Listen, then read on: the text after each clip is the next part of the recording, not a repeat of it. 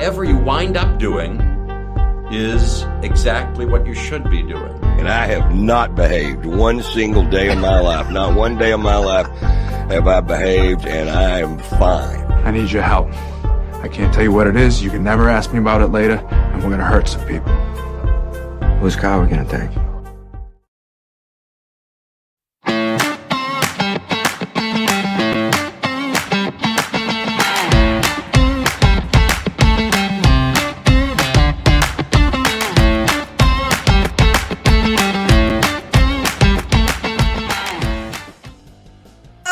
Happy. I love how everyone's saying crisp. It's a cold ass morning, Monday morning, all around the Bay Area. And hello to everybody wherever you are watching from. I'm Nikki Medoro. This is the Nikki Medoro Show along with Kim McAllister. I'm so happy to be back. So much to talk about. I had a very nice Thanksgiving. I swear to God, Kim, I don't think I got out of bed yesterday. Maybe for 2 hours. I even prepped it. Well, no, probably more than that, because I prepped the show in front of the computer and from my bed. But yeah, I was exhausted between hosting Thanksgiving, and then we were out of town Friday and Saturday, and coming home. My kitchen is still a disaster. Like, it's cleaned up from Thanksgiving, but then my husband made some delicious turkey soup yesterday, and I cleaned up as much as possible. And I was like, I'll do the rest tomorrow. I just need to go back to bed and prepare for what is now the holiday season in full force. Yes, it is. It is, and again, I was listening to the radio after I was taking my daughter to school this morning, and they're so right. The emails of all these sales and everything, it makes you feel like you should be shopping constantly. And I'm like, I'm not ready to start. But it's Cyber Monday. If you don't do it today, you're going to miss all the deals. True. Isn't that how you feel? Like it's like a panic. It is a panic. They make you feel like it's a panic. But you know what I'm more interested in tomorrow? I didn't realize that this was a day. I thought wasn't it like Giving Tuesday was the day after? Yeah, isn't it? What is it? I thought it was Giving Tuesday. So it's still Giving Tuesday, but apparently it's also Travel Tuesday. Tomorrow, travel experts say is the best day if you're looking for airline tickets to buy them. Oh, okay. So I don't know if I've shared this with you guys yet, because I was constantly talking about the fact that we're going to Hawaii next year, right? That's not happening anymore. So we're not going to Hawaii next year. We're going to the Caribbean next year. Okay. Long ass story. But anyways, way more expensive of a flight, which I'm just so pleased about. But yeah, so I think I'm going to start looking for some deals tomorrow to see if I can get a cheaper flight. But yeah, so it's completely it's a day different, where by the way. Huh? Completely different. Oh, You God, would think like a beach vibe would be a beach vibe, right? No, it's a whole different world. Like it's a complete, you'd think one tropical island is the same as the next tropical island. Completely different. Completely. And I've been to the Caribbean. The last time I was there was 13 or 15, one of the two. No, I think I was Hawaii 13, Caribbean 15, and I haven't been back since. And I've been to Puerto Rico. We saw family there when I was there as a teenager. So it'll be nice to go back. But yeah, it's going to be a completely different trip. The only benefit, though, which I understand, even though I didn't pay for the trip last time, obviously, it's more expensive to fly there, but much cheaper to spend money there. So I'm kind of hoping that holds up, because it's going to be an expensive trip. But it's fabulous because my parents are celebrating their 50th wedding anniversary. So that is why we are doing all of this. That's cool. Okay. So my Christmas, my Thanksgiving included actually some Christmas stuff. Have you ever been to the Dickens Fair? I think I was telling you that I was going to go to the Dickens Fair. Yes. Yeah, at the Cow Palace. Have you done it before? No, but I've always wanted to. I've never done it before either. So I spent all day Saturday there with my friends and our kids. It was so much fun. So when you walk into it, if you've never been there, it's like you walk into like a Dickens novel, right? So everybody's speaking in that way and doing all sorts of, old-timey talk and drinks. It was funny. I was trying to get a beverage, and they sold hot buttered rum, which if you've never had, get. It is so delicious. It's dangerous, but it's very, very delicious. But then I went to this one little tavern, and they had cocktails, but it was either scotch or gin, which I don't drink, right? I ended up getting scotch. I was like, "Do you have vodka?" They're like, "No, it hasn't been invented yet, love." And I was all, there's something Nikki won't drink. Look at that. Gin, I've had gin, and but it was like James, my husband, was telling me, he's like, it is like the cheapest looking gin down there. I don't know if it was just in a generic bottle or whatever. It wasn't bad. I had it really diluted with club soda, but it was so much fun. I highly recommend it. If you go and you want to check out the Dickens Fair, we were there all day. My daughter and her friend made a fairy house. Oh, that's fun. Yeah, my son and his friend went fencing. They learned how to fence, which was so fun to watch. We watched shows. We watched the Sherlock Holmes thing. So if you guys are looking for something to do over the holidays, it's not cheap. The tickets are there, are kind of spendy, but it's really, really cool. And the art and the fact that we were there on Saturday, Small Business Saturday, you know, a lot of different vendors who I'm sure wait until this time of year to really make a lot of their money. It's their big season. Yeah, exactly. And I mean, I could have spent easily $1,000 at this place with the coolest.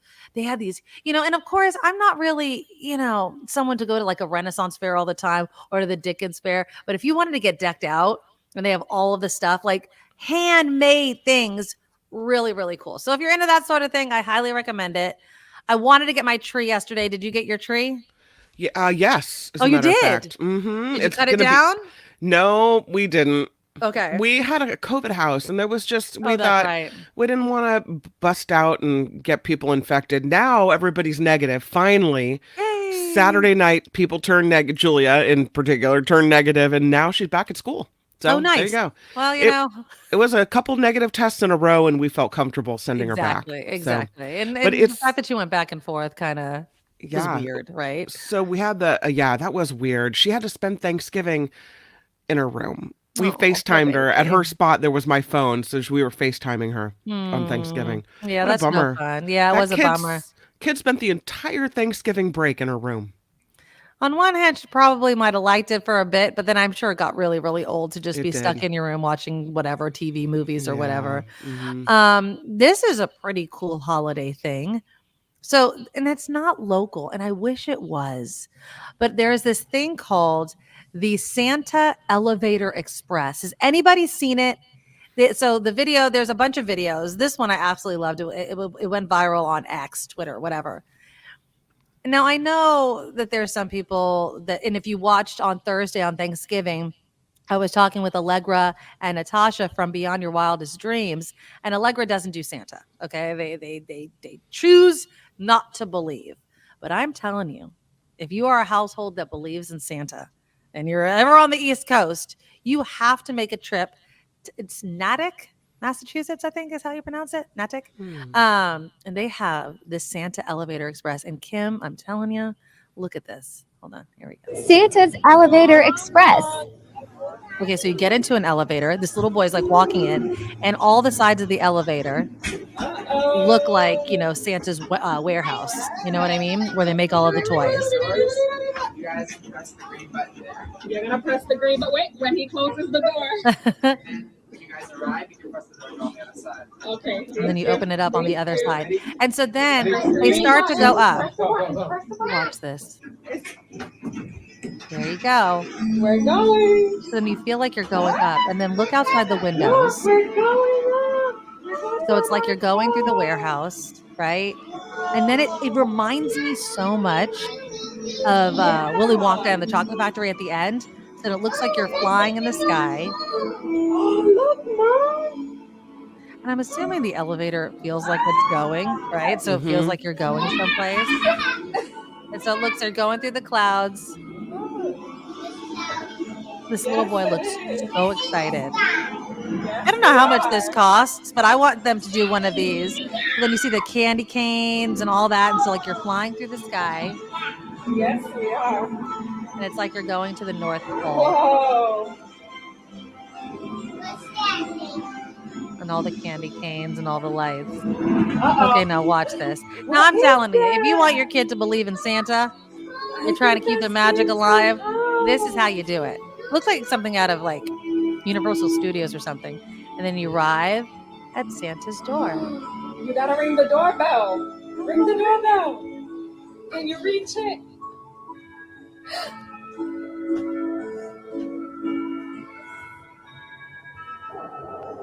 Look, and then they open the door. Look how excited he is. I miss that age so much. All right, Santa, open the door. There we go. Look at that. All the lights, the tree, and it's like you're going into Santa's, office, I guess, or something. And then you turn around, and there he is. Okay, I'm sorry. they did it. That's for real, man. Look That at is that. awesome. Oh, and look how sweet it is. I mean, Yeah, that's cool. I want to go. Can I go? Like, I want to go. I emailed that link to the only person I know that lives even close to that town. I'm like, I know that your daughter's, because her daughter is a year older than my oldest. I was like, but you got to go. I was like, I don't even care. It'll make anybody believe in Santa again. But yeah, it's not here, unfortunately. Where is it? Natick, Massachusetts. Okay. Yeah, so you can, I don't know. I mean, anybody that's back east and watching this show, if you go, send me some pictures. But I thought it was really, really cool. Those sorts of things are what you need during the holiday season. And it just reminds me of when my kids were so little. That's so sweet. I know. I was reading on Facebook last night. It's nothing compared to that, but that something cool is happening in Petaluma. And the Girl Scouts are behind it. It's a fundraiser. And so depending on how many candy canes you want hidden in your yard, like an Easter egg hunt, they will come, the Girl Scouts will come and hide between 30 and 60 candy canes. Oh, wow. Okay. I mean, they're not fooling around. And they will bring you, your family or your child, a little gift. And they will bring a little letter from Santa. Oh, I like that. It's like between $30 and $60, depending on, the extravagance you want with a candy cane hunt. Yeah. But they say, we'll decorate your yard with candy canes like an Easter egg hunt. We'll bring a gift. We'll bring a letter from Santa. And that's a great fundraiser. Have the Girl Scouts come do that for you. Cool. That is awesome. You have to live in Petaluma, though. Yeah. I was seeing this year at I think it's the Northgate Mall. They have something kind of like what you guys have in San Jose, but not nearly as good. They're doing like a light up thing. Okay. They have like different rooms with lights in, so that might be fun. Oh, nice. Yeah, this is the time of year where if you guys know of any cool places to visit, and I know like my parents' neighborhood goes all out with all the lights, and the arches, and like I think it's like several blocks in my parents' neighborhood does all that, and that's cool. But anything like that, it's part of me is like, why can't we do this, 365 days a year? But that's what makes it special. And that's what makes it really, really cool. I do want to say thank you right now to Pamela. Look how cool. Pamela, thank you for the $20 donation to our super chat. Giving Nikki Medoro Show instead of shopping for things people don't want or need. I love you. Thank you. Yes. Thank you. I know it's Cyber Monday. And obviously, we sell things on this show. But again, I was having this conversation with my family.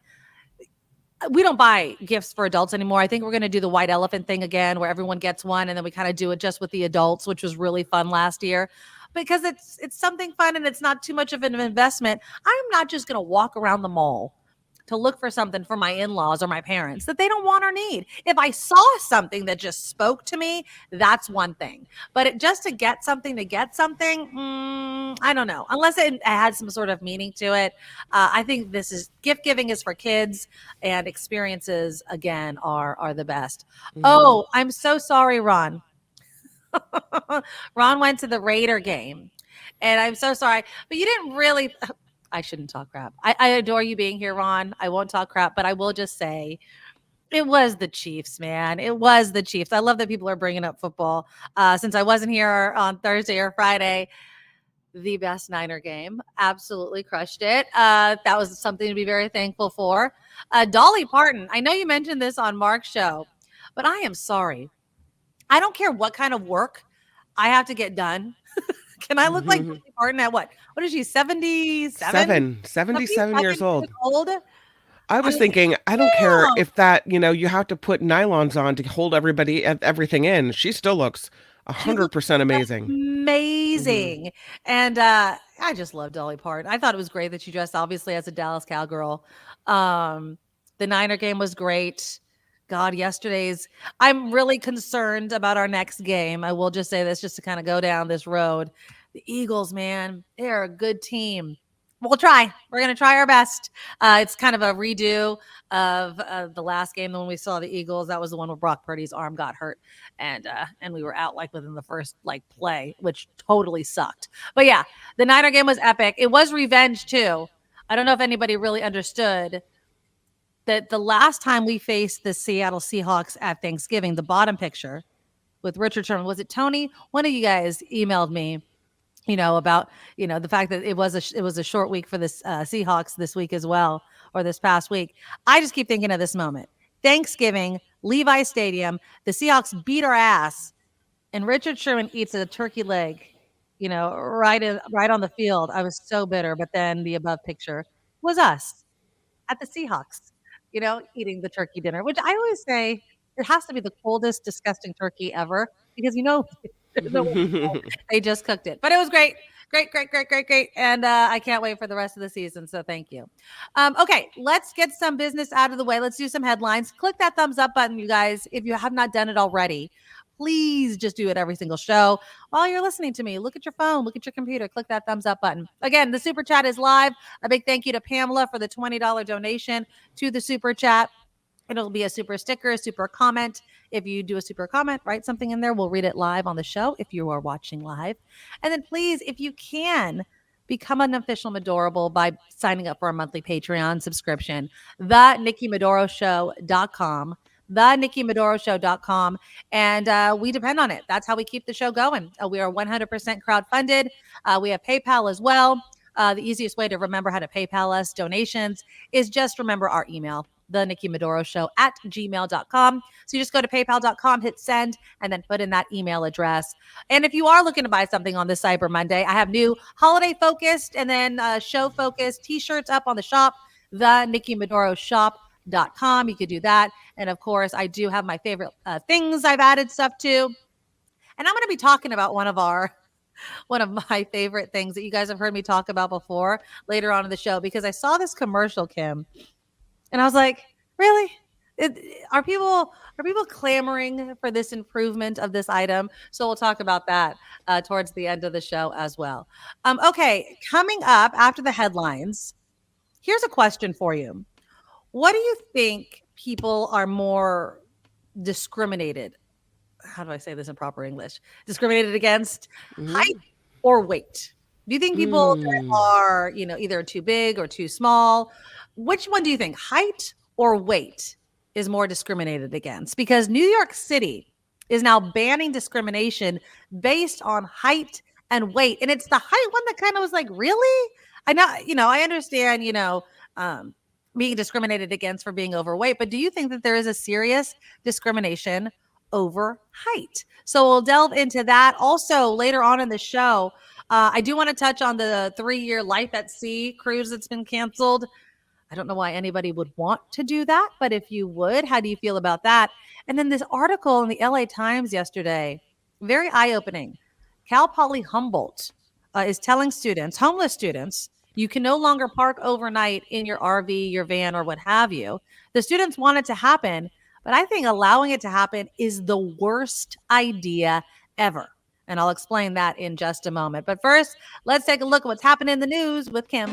Now, from around the world to up your street, the Nikki Medoro Show presents News Czar Kim McAllister.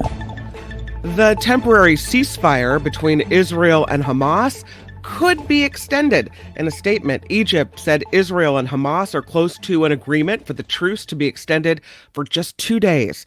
The original 4-day agreement is set to expire at midnight Eastern, which is 7 a.m. Tuesday, their local time, but again, could be extended by 2 days. Baby steps, right? Authorities are investigating whether the shooting of 3 college students of Palestinian descent in Vermont was a hate crime. That is what Attorney General Merrick Garland told reporters today. 48-year-old Jason Eaton was arrested yesterday near the scene of that attack. New York Congressman George Santos expects to be expelled from office as soon as this week. This comes after a House Ethics Committee said it found evidence that Santos used his campaign funds for personal use, violated other laws, and lied about his education. The Republican went on a rant on X over the holiday weekend, saying his colleagues are hypocrites and Congress is full of felons. Today is, yes, Cyber Monday. Analysts are warning online shoppers beware of scams.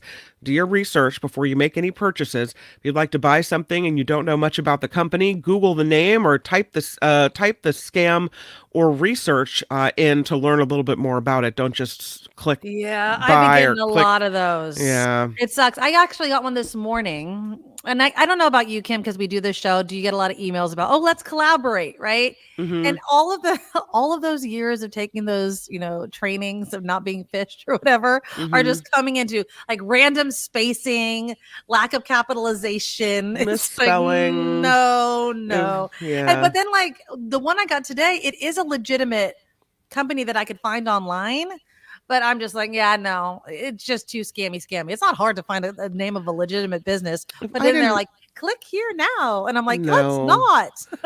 If I didn't ask for the email, it gets Exactly. deleted. Exactly. Although I get a lot of the collaborations that I get, and I don't know why it is. And I don't know if they're scams. I just haven't reached out to any because I didn't ask for it. Pet stuff. It's like part of me is like, I think maybe because I talk about Nugget all the time and we do talk about pets, that maybe that's how I got on their kind of radar. But if I'm going to review something, I'm going to do it on my own, right? I'm not going to, it has to be organic. I'm not going to take any scammy looking email and start clicking links left and right. Not going to happen. Sorry. Remember the former Minnesota police officer convicted of killing George Floyd? Yes. He got stabbed over the weekend. I know. Yeah. He was convicted of killing George Floyd. He is now expected to survive after he was stabbed in prison. Derek Chauvin is serving 20 years in a federal prison for Floyd's murder in Minneapolis in 2020. He was seriously injured on Friday after being stabbed by another inmate. I was reading this article in the New York Post. His mom, Carolyn Palenti, apparently did not find out that her son had been stabbed through the prison. She found out through media. Now, and she's really pissed off about it, right? She's they like, don't tell you.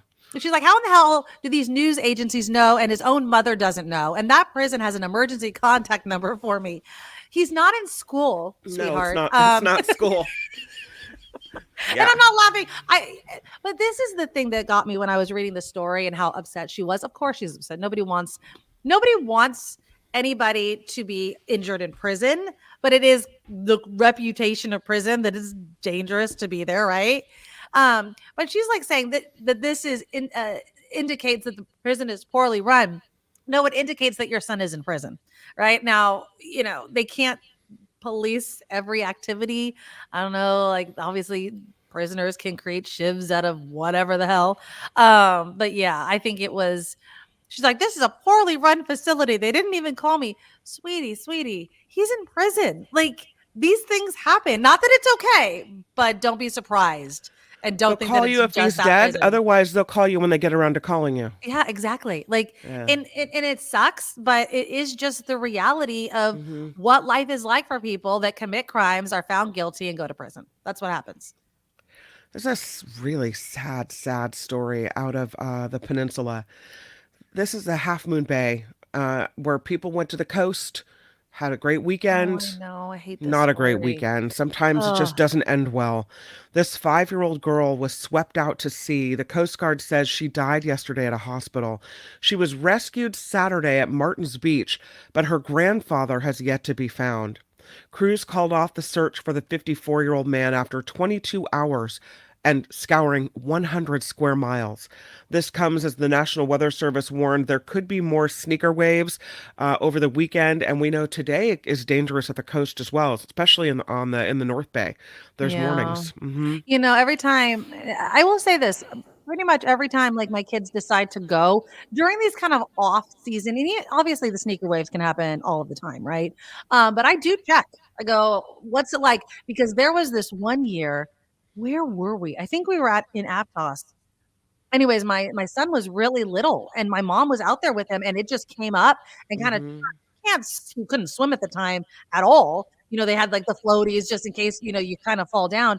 But no, it was totally frightening. So I definitely checked. I mean, my kids can swim, but I would be deathly afraid if they went out. They're not that strong. Here's a pro mom tip. If you go to the beach and there's no surfers out there, yeah, beware. Yeah, that's a good tip. Yeah. If there's surfers there and they're at the break or whatever, then it's not that it's not dangerous, but if somebody gets sucked out, they're already Help out out. there. Yeah. They will help rescue whoever is in distress. They Yeah. are the coolest people. Say Yeah. what you want about surfers and smoking weed or whatever else and being Whatever, slackers. No. Surfers, they're really good swimmers. They will take the time to rescue people. They understand the water safety.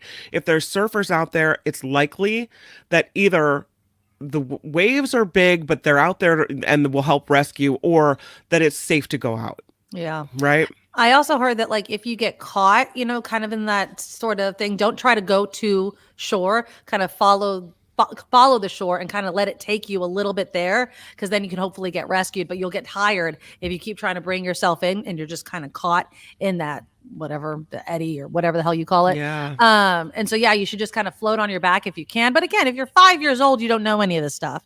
And if No. you're 50 something like this poor grandfather was, probably desperate to try and find his child. On a side note, have you seen that movie Impossible? It's about the Thailand tsunami. Remember the Thailand tsunami? Yeah. It was with I forget her name, Naomi Watts, I think. Oh, and a young Tom, Spider-Man, Tom, whatever his name is. Was it about them trying to find each other the whole movie? Yes, I did see that. That was a good movie. There's this moment where obviously Naomi Watts and he's with Zendaya, whatever. He's very young and they're separated from each other. Tom Holland, thank you. Mm-hmm. And like he sees his mom and the mom sees the son and like the son's just going by in the water. And so the mom like lets go of whatever she was hanging on to go. And Dylan, my son, was like, that's so dumb. Why would you go? And I'm like, Dylan, as a mother, if I see my child floating away, there is no way I'm going to be thinking clearly. I'm going. Like, I am going to go to you. And like, oh my God, my heart was just dying. But that's probably what this grandfather was thinking. There's no way you can't keep trying to get to the child. It's just, I think it's just innate in that. And oh, my heart breaks for the family. What a terrible, terrible thing to happen, especially during the holidays. Yeah, people go to the beach and they don't realize, they don't realize. So awful. Just be aware. We still have warnings in place. And the movie's name was The Impossible. That's what it was called. That was a really good movie. It was really, really good. But it's hard to watch because again, and who else was in it? Not Hugh Jackman.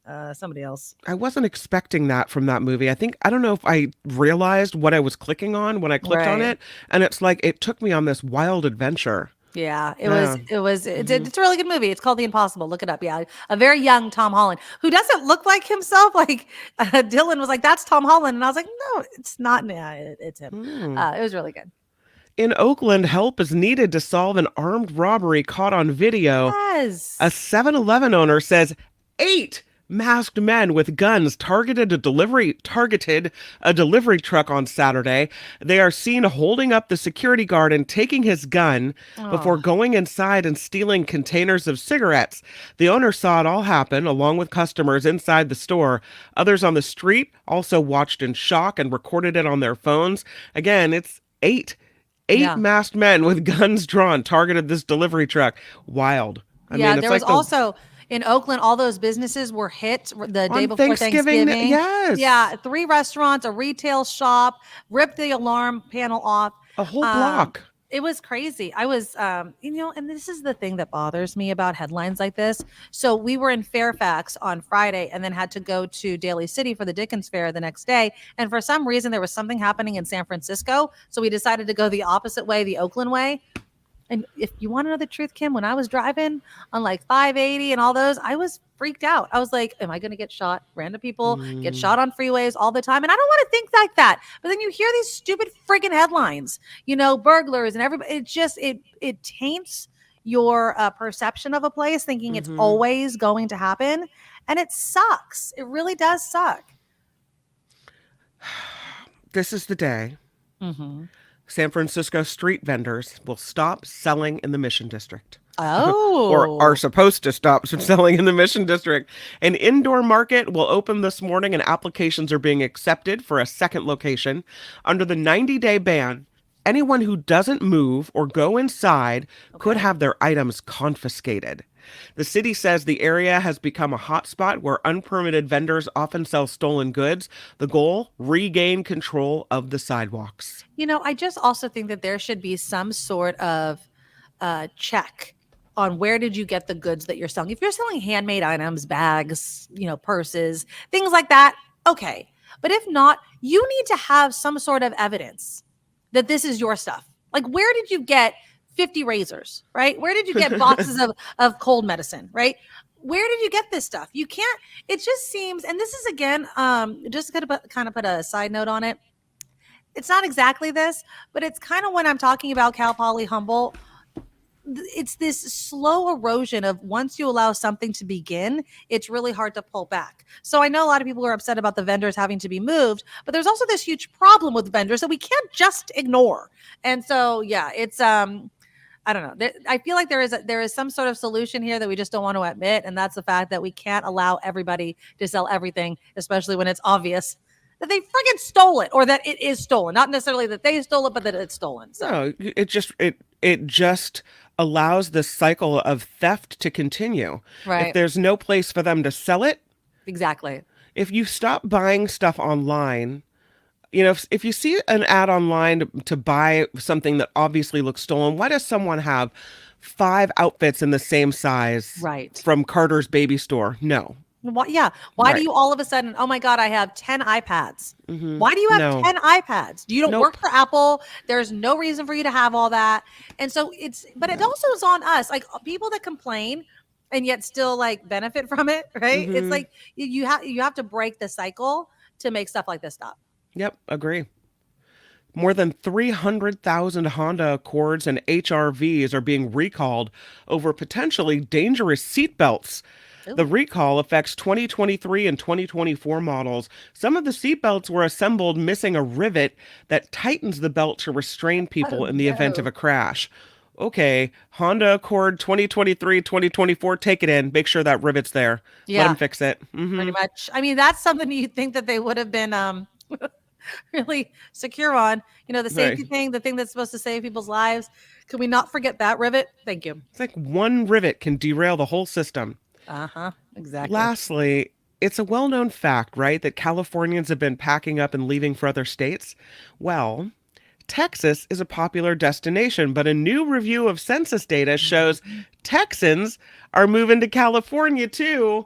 More than 42,000 people came to California from Texas last year looking for higher paying jobs. Still, the number is a fraction of people heading in the other direction. In 2022, 817,000 Californians left for other states. 102,000 of them landed in Texas. So 102,000 Californians to Texas, 42,000 Texans to California. Yeah, there you have it. And I think that between, what is it, California, New York, or California and Florida and Texas, I mean, they're going to be constantly losing and gaining people.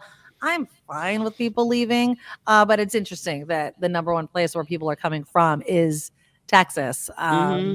It's kind of like, I think for us, when people leave, it's like, don't let the door hit you. And I'm sure Texas is saying the same thing. Welcome aboard. Guns are not welcome here. And oh, yes, your reproductive rights are fully restored. Oh, look Excellent. At that. Donald's like, we're trying to make Texas blue and Texans are trying to make California red. I feel, and this is my bias showing. And we'll all end up purple. Yeah. You know what? I don't even mind purple. I really don't, as long as you're not trying to take people's rights away, right? If you want more fiscal responsibility, if you want the governor to do something about PG&E, those sorts of things, like, I am totally fine. And I'm not even saying doing something about PG&E is a Republican thing, by the way, right? I think it's just a power thing. But I don't mind compromise.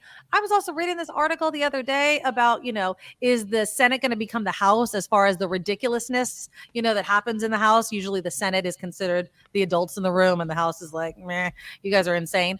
But yeah, because people are just so fed up. So many politicians are leaving because they can't get anything done. It's ridiculous. I mean, look at the House and the whole speaker fight and everything that's been going on.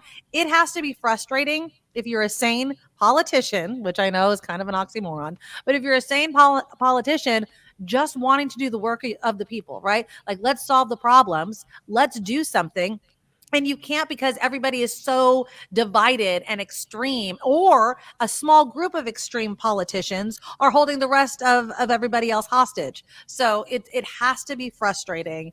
I've said it before and I'll say it again. You can pay me to be a politician. And a lot of politicians that are leaving are saying, I could do more work as a regular citizen than I could do in Washington, D.C. And doesn't that say a lot? You know, it's crazy. Okay, I have a video. But I think I have to play it with the sound off because I haven't previewed it. Okay. All right. It's from Joanne, who was our tap dancing Christmas tree during the Macy's Thanksgiving Day Parade. Murphy sent me some pictures too. I apologize. I meant to send them, but you have the video. So this is a video of the TV spot at the Macy's Day Parade. They say we also tapped our way through the parade. It was a lot of hard work, but well worth the memories. All my best, Joanne. Okay, and let me see if I can play it without the sound. I don't know if I can. You might need to help me. It's okay. Well, what began as a finale to a dance recital has grown into a holiday sensation. The tap dancing Christmas trees are back in the parade for a sixth time with tapping and swinging performance by Brian Setzer's Getting in the Mood for Christmas. Is that a boogie?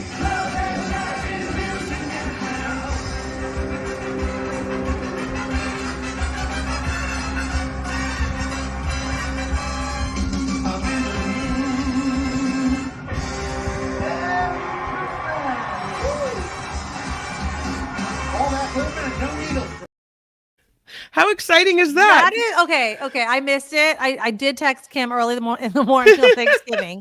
And I said, all right, I turned on this thing. It is so effing cheesy, but that was really cool. I missed it. Murphy, thank you so much. I'm sorry I didn't pull the pictures. Sent me some pictures, screenshots of the TV, but that was way better. Do we know if Joanne was on TV? I don't know, because they all looked so similar and the camera was pulling back. It's hard to see faces. That was really, really fun to see. But yeah, I can't. We're going to get demonetized probably because of number one. Like everybody that's live will see it, and then I'll pull it. And then you can cut it later. Cut it later. But how exciting is that to fly to New York and get to do that with your group? And then they got to do and they're really good. And they got to tap dance through the whole parade route. She's got me in the holiday spirit. Joanne, that was cool. I'm going to tell you. Cool. We're proud of you. As an anchor that has to, do the play-by-play, it was so hard to watch. It's just the conversation and the back and forth. I mean, what are you supposed to say? So when I was watching, what was the balloon? I think it was Bluey. And like, it just was so cheesy. And again, not that I'm sure it's fun, maybe, but it's just a bunch of BS. As someone that we anchored things before, you could stretch things, and you're pulling stuff out of your butt to talk about.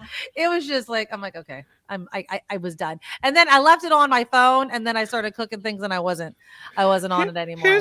Here's the message I get from Nikki on Thanksgiving. Happy Thanksgiving. Just to let you know, I'm watching this parade, and I cannot get over how cheesy it is. What a tough gig to have to make looking at balloons interesting.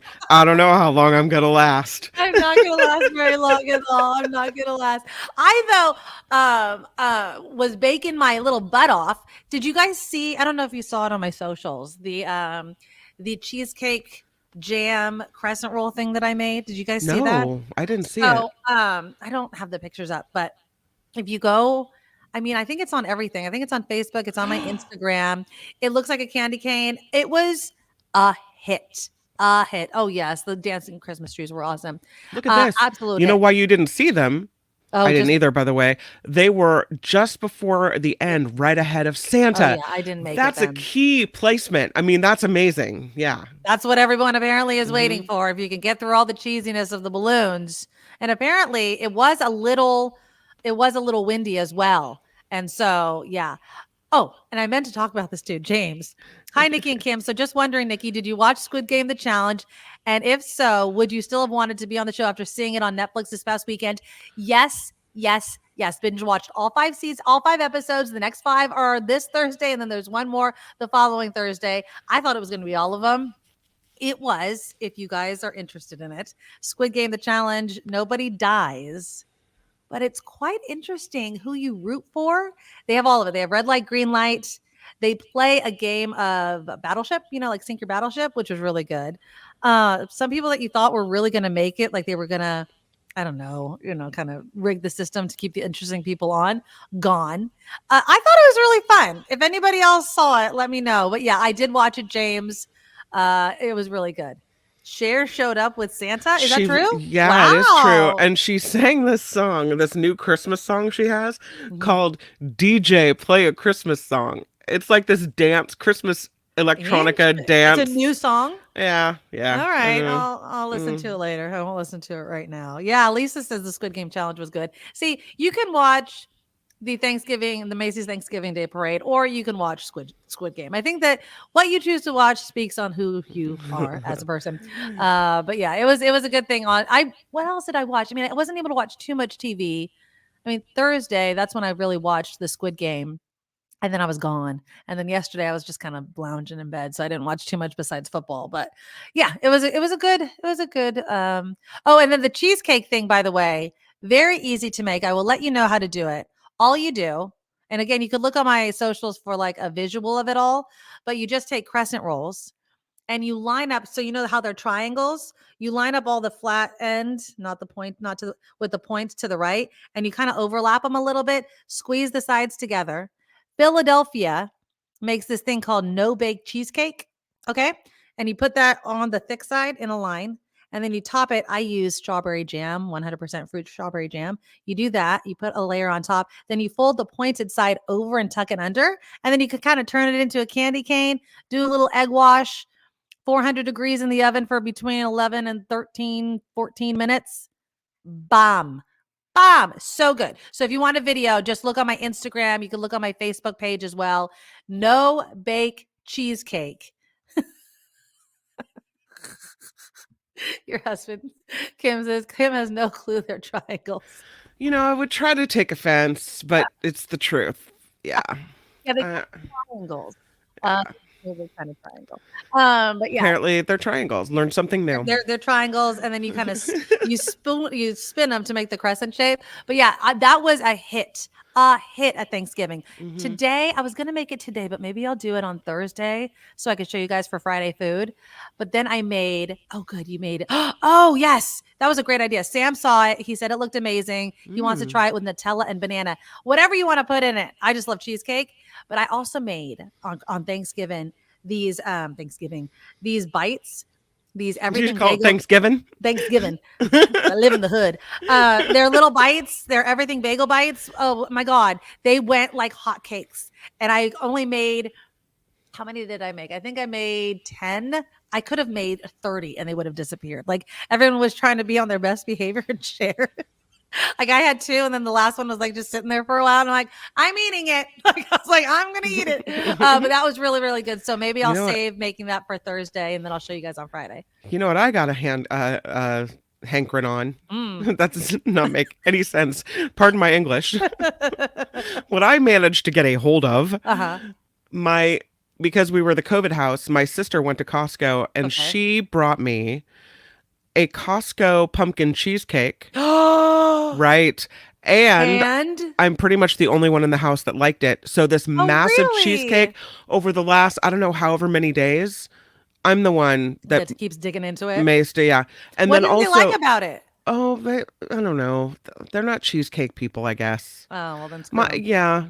They for whatever reason, they didn't like it. And then she also bought me the $7.99 pumpkin pie, and this thing was massive, the gigantic one. Yeah, the Costco pumpkin pies go quickly. They're good. So she dropped those off on my porch. What a sweet sister I have. That is so nice. Now, Lori, the no bake Philadelphia cheesecake, it will ooze. It's not meant to be put in the oven, so you just put a little bit. Like mine kind of got a little, and then you just kind of deal with it. It cools down. But if you're going to just do the cheesecake with the Philadelphia no bake cheesecake, you put it in your crust, and then I think you put it in the fridge for a little bit for it to set. That's why it's no bake. So you don't have to do anything else with it. So if you're making the thing that I made, I turned it into a candy cane. It may ooze a little bit. That's why you want to watch it. Because it's like kind of like pudding texture. It spreads really, really easy. But I just let it set. Shoved it in my mouth. And if you're going to make it ahead of time, warm it up afterwards. Because if you eat it fresh, the crescent roll is nice and fresh and tender and flaky. But if you let it sit, which I did, Just put it in the microwave for like 10 seconds. Get it nice and warm. Oh my God. It was so good. Here's a question. So good. Uh-huh. Have you ever heard of, or do you like your pumpkin pie quickly zapped, not hot, not cold, just a little warm. but a touch warm? Because I thought that was normal, and I don't know how this hasn't come up before. What? But everyone in my family thinks I'm nuts. To warm it up? I mean, Yeah. if you made pumpkin pie fresh out of the oven, you would eat it warm, right? Right. Mm-hmm. Yeah, no.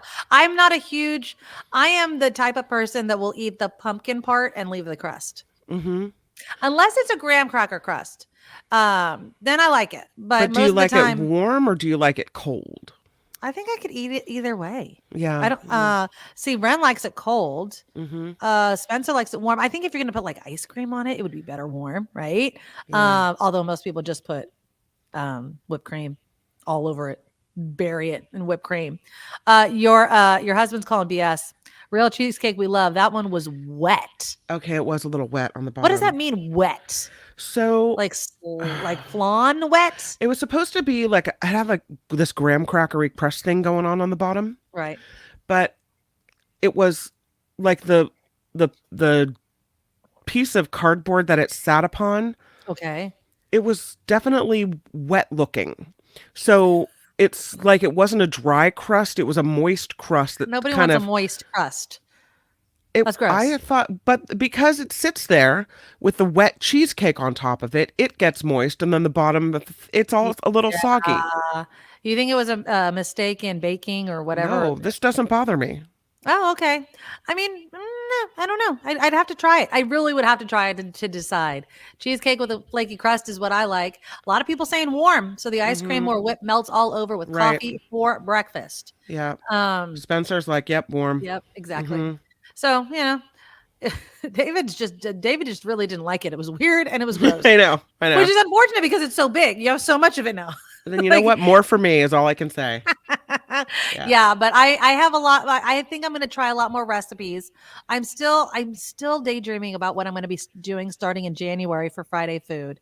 I'm definitely liking the easy 5-ingredient type of recipes because I'm telling you, between the flaky crescent roll cheesecake and my everything bagel bites, I am telling you, they were bomb, and I can make them all the time. Cheesecake needs to be firm, Kim. Jennifer, it was kind of firm, but it was also not. Can it be firm and not firm at the same time? Well, it wasn't like when you cut it, it didn't hold its shape. It did. It held its shape in a pie shape. However, it was a little wet. That's gross. That sounds gross. It wasn't gross. It wasn't gross. Well, we'll see. We'll see. It was creamy and I don't know if they still have it for. Do you know if they are going to have it for very much longer? No, I don't think I could eat any more of it. Like, yeah. I mean, it was a massive cheesecake. Yeah. That I pretty much ate all by myself. Hey, no shame. There's no shame in that game. I'm telling you. All right. Anything else? We were doing news. No? Oh, I'm Kim McAllister. This is the Nikki Medoro Show. This newscast is crowdfunded. Sorry, I kind of got sidetracked. I know we've been like, this news report lasted forever, and I love it. I love it. Once I hit the Joanne tap dancing Christmas trees, it was all over. This report is crowdfunded, which means we do rely on you. Please find us, please at thenikkimedoroshow.com. That's where you see the Patreon and PayPal links, and we really appreciate you guys for spending the morning with us and for helping us out as well, and we would love to keep doing this well into the new year. So I'm Kim McAllister. This is the Nikki Medoro Show. There she is. Let's do it. Real quickly, because somebody asked earlier about the new merch that's up on the shop. Now, I know that most of the merch is just show stuff, like the stuff that you see behind me, and I wanted to do some fun things for the holidays, and I'm doing more. Some people have bought the buttons that I have up on there. One of them is a show button. The others are kind of sayings that we have. So they want me to make a Matthew, my kind of hottie button or something like that. So I'm coming up with some clever things. The Nikki Medoro Shop. I'll show you real quickly some of the new stuff that's up on the website. Here we go. So here we go. So I have a Suck It Up Buttercup t-shirt. That's one of our sayings on the show. Does it have a Nikki Medoro logo on it? I did not put a logo on everything. I thought maybe Okay. there's a Yes, I'm Cold in a lot of different colors. I like the blue one. Yeah. That's the one that I'm getting. Just because obviously it's cold. It's This the one's color of perfect for the snowflakes. holidays. I loved this one. Merry Holidays. I thought was really, really cute. So look at that one. Let's see. What other ones do I have? Oh, this one's a double printed one. So it's printed on both sides. So that's why it's kind of spendy, because it's all based on how much you print it. So it's just, it's time to get lit. And then there's the back of it. I love this t-shirt. I'm really in love with this t-shirt. So that's how that one looks. What else do I have on here? Oh, and then these are the buttons. I've showed you guys the buttons before. And a bunch of you have bought those buttons. Yes, I'm Cold is on there. The show one. Sarcasm is my love language. Don't be a douche canoe. And I love banned books. So those are some of the things that are on the merch site. If you want to check it out. Also, since we're talking about buying things right now, let's just get it all out of the way. My list of favorite things is up. And it was really, really weird to watch this commercial with my husband the other day. And I don't know if it's been up for a while. I Googled it. I literally Googled and I was like, who is asking for improvements of these sorts of things? Okay. So Charmin, by the way, I think this was in October. Yeah. In October, has announced a new design for its toilet paper. And it's the first time they've done it in like 100 years or something like that. Okay.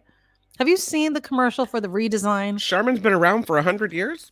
More than, I guess. First time in 100 years. So Okay. I'm assuming, yeah. So it announced on October 2nd that it's redesigned its toilet paper.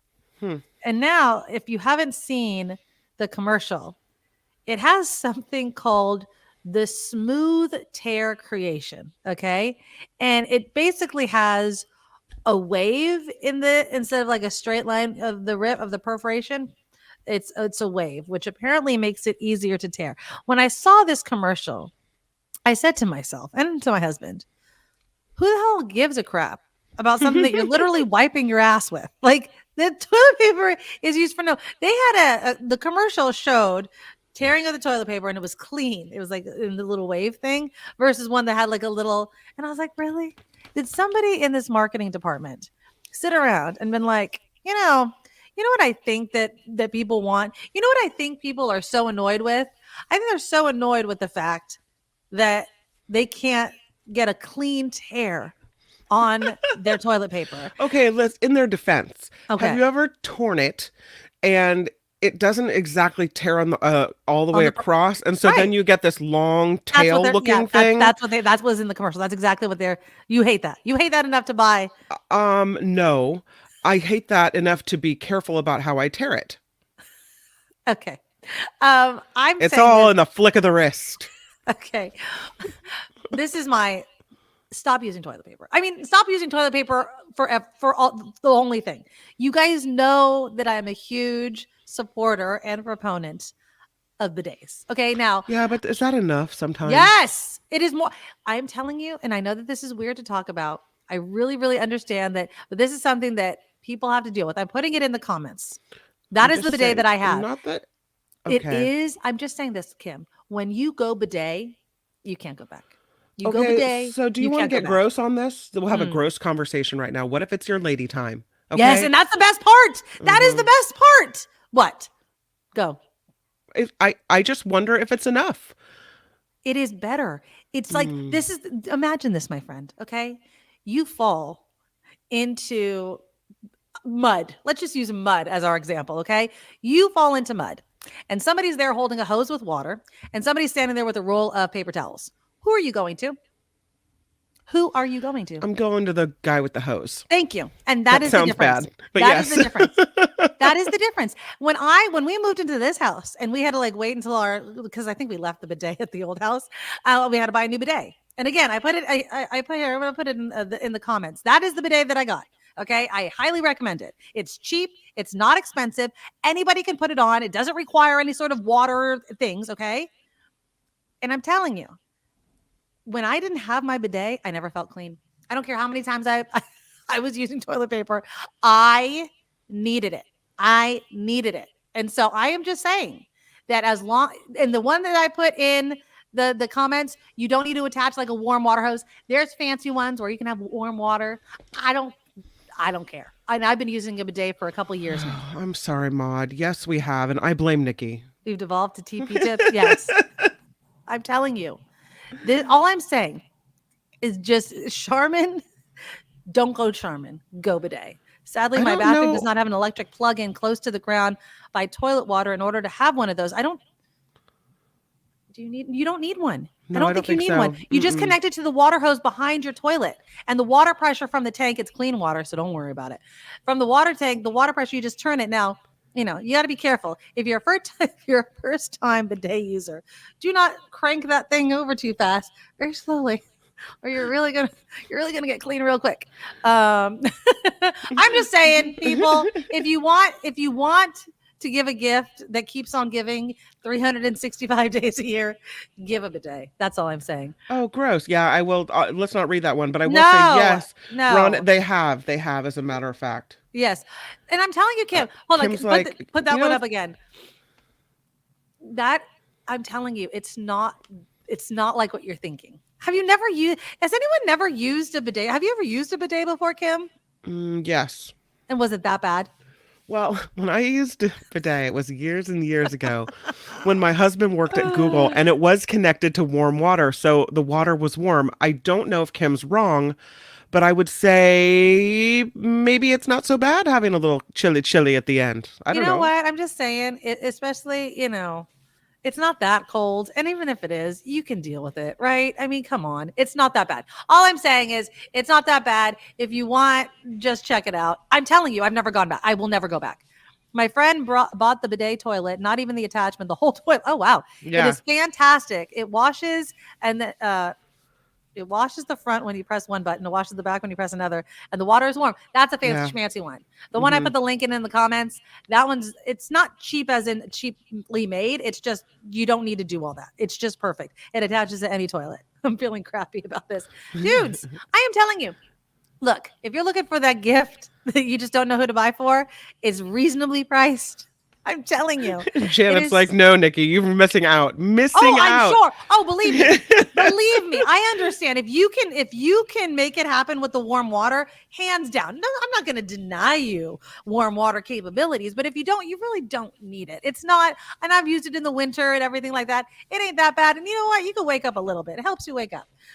It is that's a wake up call. Woo! And again, if you're so the link is on there. It's on my link tree.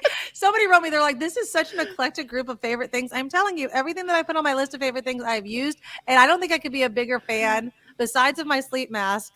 Yeah, Jenny, 100% bidet all the way.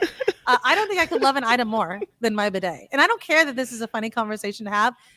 I'm telling you, it is life-changing, and you will use less toilet paper. So much less toilet paper, which is back to the Charmin thing. So, John, I think Nikki just sold me on one. You have to try it. I have not met anybody that's gone bidet and then gone back. They're like, you know what? I don't like a clean ass. I just want a less clean ass. You will never be as clean. You will feel fabulous. And I'm telling you, less toilet paper, less trees being cut down. It's tank water, right? So you could do it. And it's great. It's great. Okay. I think I'm done talking about I'm actually really enjoying your list of favorite things, I have to say. And I'm going to keep adding to it. But yeah, the bidet, very high on the list. I ordered like 3 of your Otrio suggestions. Are you going to give it to your family? I'm giving it to people. You want to try it out first? It is so much fun. I bought one for myself too. Okay, good. Good. It is so much fun. So Otrio is one of the games on there. I've got a bunch of different things, and it is eclectic because these are the things that I've actually tried. I'm going to put up a couple more because I've been slowly putting it out because I want new things on there for you guys so it doesn't get stale. But yeah, go check it out. Linktree. Just look it up. It's in the show notes as well. So you can click the link right there. But my bidet is on there. And so go on there and check it out. And I'm telling you, just like my squatty potty that Kim got me, that I use every single day. Do you really? Well, it's right there. Do you like it? Yeah. I do. I like it. Now, has it solved the numbness? No, sometimes. Does it help things come out? I guess. Well, supposedly it's supposed to decrease the time it takes. Right. Well, I think for things what to decrease move. The time is me not having my phone with me. How about that? Yeah. Never mind. It's just funny. But yeah, if you leave your phone out of the bathroom, I think that would cut down the bathroom time immensely. No one wants a less clean ass, right? Like everybody wants. I'm gonna be like bidet fan or something. Like I break for bidets. I have no idea, but something really fun. It is so life changing. I cannot underestimate it. I hope I sold it to you guys. I hope you guys all buy a bidet this year. So that there you go. All right, let's get into some more serious things, okay? Because I think I took enough time with the bidet talk. New York City is now banning, yes, discriminating against someone because of their height or their weight. It went into effect last week, 6 months after Mayor Eric Adams signed the legislation. So it adds the height and weight categories to the list that are protected from housing, job, and public discrimination. The thing that stuck out to me, though, guys, is height. I can understand, not that it's okay, but I can understand people saying, I showed up, I'm like 400 pounds, I walk in and they don't want to give me a job or they don't want to rent to me. You know, I understand that sort of discrimination, that kind of visual discrimination. I never really thought about height discrimination. Does anybody in the comments, and you guys can let me know, do you feel like height is as discriminated against as weight? I wouldn't think so. I didn't think so either. But then I was thinking, if there was a category in which I feel like there is, and I guess it is discrimination. I would say it like kind of like a bias or whatever. Height when it comes to maybe hiring for like a CEO job. Like, and I'm going to say men here. I hate to be really sexist about this, but I feel like height discrimination really impacts men more than women. Yeah. And then, so for height, and then of course, dating.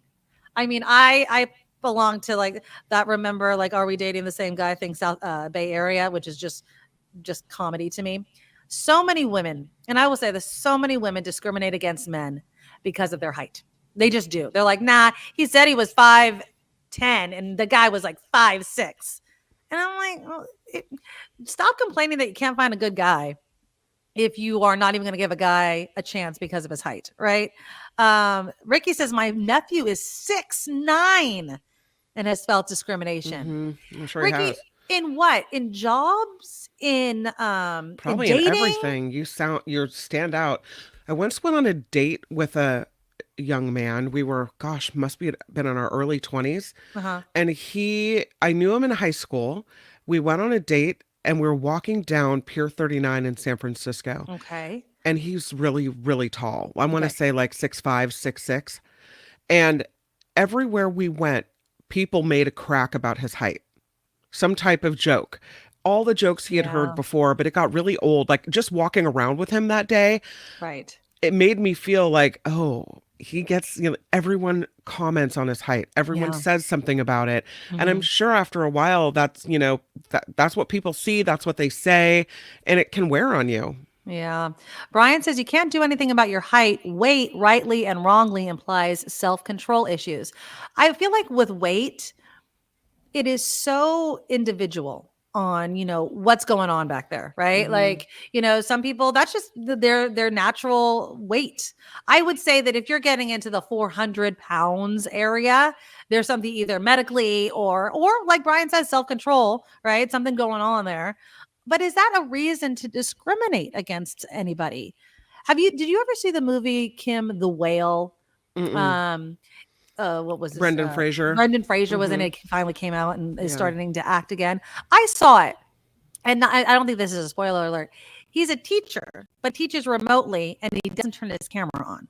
Okay. Because he felt like he was going to be discriminated against by his students. And it has to be difficult. Donald says, my high school friend was 6'7", started wearing a t-shirt that said I'm 6'7".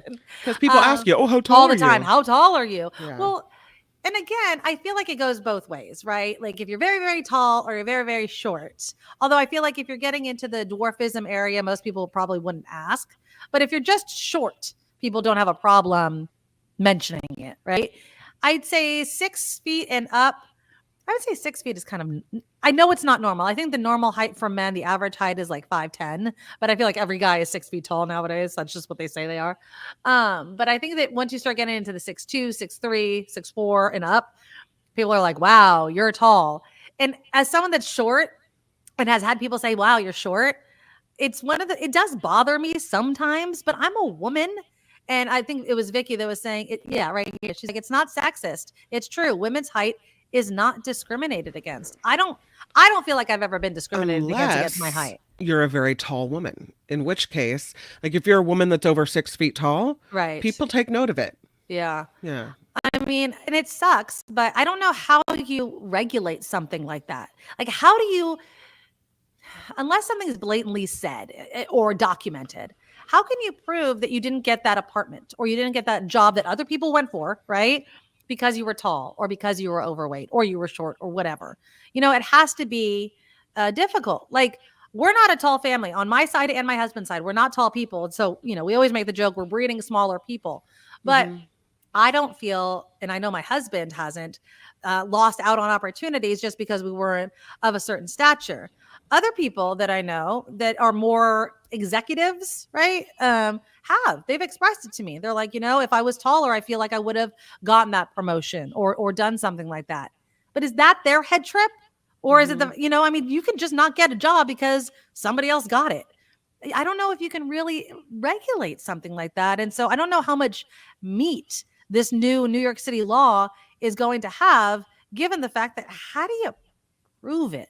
How do you prove something like that? Vicky says there are plenty of people who like tall women, and I would agree with that. But did you ever watch that documentary? I think it's called Tall Girl. Oh, I love she's that. really, really tall, and she goes through, and that's what it made me think of it is, you know, that sometimes women are, when they're 6'5" or nearly whatever. I mean, you can be a woman who's extra, extra tall and stand out. And I think no matter what, if you have something about you that makes you stand out, and it's not like, right, I don't know, pick an attribute, you know, that you're drop dead gorgeous or whatever, but you're overweight, you're tall, whatever, someone's going to pick that out. But there are some jobs where you can't be tall. Like if you're a jockey, a horse jockey, right? Right. They're going to hire the very, very tiny people, right? Exactly. Or maybe if you had, were hiring for somebody to lift things in a warehouse, you'd hire a bigger person. I don't know. Yeah. I mean, certain jobs, they're looking for certain people, certain attributes, perhaps. I know I couldn't be, for instance, a flight attendant. I'm too short to be a flight attendant because You are? Yeah, apparently. I think you have to be 5'4" maybe. I don't know exactly, but I'm not that. Because you have to be able to lift things, even though I'm able to lift my own bag. But I don't know. I mean, there are some things they wanted to, I was offered, and they said they were going to make accommodations. I just didn't want to do it because I thought it'd be a pain in the ass. A bartender, because all the glasses and everything are up high. But I was very personable. They're like, do you want to, you know, train to be a bartender? And I said, no. I knew I was going to slow it down, and I didn't want to. Well, they just put you a little step stool back there for you. But you know how, listen, it's annoying. Even in my kitchen, I have my step stool that I have to use all of the time. It's a pain in the ass. Cecilia writes, I'm 4'11" and a half. I love that you included the half. And I know I was bullied as a kid. In my single years, it did affect my dating. He says, I didn't know you were so short. I replied, I didn't know you were such an a-hole, and walked out. Exactly. But I'll tell you, when I'm out, I literally was at the Dickens Fair, and there was a woman that was in this little shop with me, and she was shorter than me. So she had to be, I'm 5'1". So she had to be probably 4'11", maybe. Like, that's how much shorter than she was. I noticed it. You know what I mean? And I noticed it because I'm usually not taller than anybody. But, you know, would I discriminate against somebody because they were too tall or too short? Everybody's taller than me. So I don't think so. This is interesting. Vilma, she writes, my family's in the 5 feet something category. Right. The next generation is in the 6 foot something category. So sometimes you get taller. Yeah. So my nephew on my brother's side. So you get your height from your mother's father. Okay. So is that true? That's apparently that's how it falls. Although I don't know how like 100% that is. I think you're supposed to get your height from your mother's father. So that's how it goes. So Dylan has no chance. But my nephew, if that's true, that's why Jacob's has always been the tallest in the class, because my mother's father was a tall man. Yeah. So there you go. So but I've never heard that before. That's interesting. My nephew, my brother's, so my brother, son, my nephew, is extremely tall. Like, he's taller than my brother. I mean, not extremely tall for us. Okay. And because my sister-in-law, her dad is taller and her brother is taller. So there's the height's coming from that side, which is awesome. You know what I mean? Especially because it's a boy. Now I've mentioned this before. I keep trying to instill in my son, like, look, you're going to be short. People don't do anything for their height. They can't control it. You are what you are, what you are. So you can let it bother you. You can have it be this thing for you, or you can find people that love and accept you for who you are. And in the age of like Tinder and online dating, that has to be difficult because people are so superficial on those sites. It's like, well, why would I settle, quote unquote, for someone not my desired height when I could keep scrolling? You want to know why? Because you're going to keep scrolling. Why not give people a chance based on who they are instead of what they look like? But I know we're very, superficial in many aspects. So Eric says, my son's already taller than his mom's dad. Look at that. See? And I think that most people, I think generationally, even if you're short, they eventually get taller. My daughter's taller than me already. We did a lineup at Thanksgiving with my mom, me, and my daughter. My mom's shrinking. I know she's shrinking because she's way shorter than me. And we used to be exactly the same height. So she's shrinking. I'm the same. And then my daughter is already taller than me. So if you say that, did you say your children will favor the mother's father? The height comes from my dad. So my kids get their height for both from my of dad. them? Okay. All right. Well, yeah, I would assume. Right. Well, Julia's not short, but shorter than me. She's like 5'3", 5'4". Oh. And Jacob he's 4 years younger than her, so he's 5'1". I'm not a geneticist, so I don't know how much but he's tall and she's short, so I don't know. Yeah, exactly. Yeah. But it's also like the stereotype. Like I love this one. Agolf says short kids in school learn to scrap because they have to. Mm-hmm. It's this whole, and again, mostly with boys, right? Shorter boys. It's like, oh, you have a short man complex. No, maybe I'm just done with you talking crap to me, right? Like if you get upset at people like picking on you, oh, you have short man complex, or you're a dick, right? Like it's like pick or choose. Like who's the problem in this situation? Murphy says my kids definitely get their height from my husband. So see, maybe it's not. I don't know. That's just what I heard, but it's an old wives' tale. Maybe. Well, I mean, I think there is like some sort of gene lineage thing. Maybe I'm wrong. You know what? Maybe I'm wrong. I don't know. I've just never heard that before. So I think you're making it up. Okay, there we go. I'm making crap up just for the show. There you go. But yeah, so New York law, we'll see what happens with this. If it leads to a bunch of lawsuits, I'd be really interested to see how do you prove it? How do you prove something that is so superficial unless somebody writes down like, don't hire this person, they're too short or too fat or too whatever. Like, how do you do something like that? And then are we just making laws to make laws? And you can't actually regulate something and like I know that. this isn't really, you should be a fighter and you should whatever. I always think, I don't want someone who doesn't want me.